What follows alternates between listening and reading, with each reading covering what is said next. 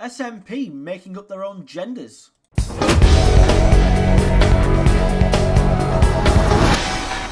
wasn't long ago I brought you this story that the SNP had all these made up genders on their silly census and questionnaires and all that stuff. There was 24 genders in total, and it turns out now that actually 14 of those, not a single person identifies as inside Scotland.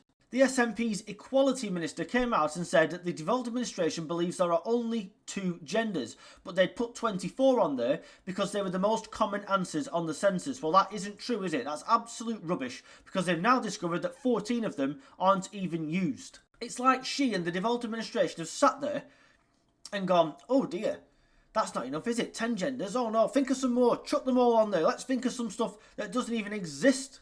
The more we can think of, the more virtue signally we look. Tess White, who is of course the shadow Equalities Minister for the Scottish Tories, said this is a prime example of how disconnected SNP ministers are from the real world. The situation is so absurd that Kaka Stewart, that's her name, that's the SNP Equalities Minister, has managed to trip herself up over how many supposed genders there are, but it's just common sense to answer that there is only 2. If these categories didn't come up in the census, then she must explain why exactly they are used and where exactly they came from and why they're used in official guidance, and that SNP ministers should get on with important matters such as schools and the NHS. And guess what? The SNP refused to comment.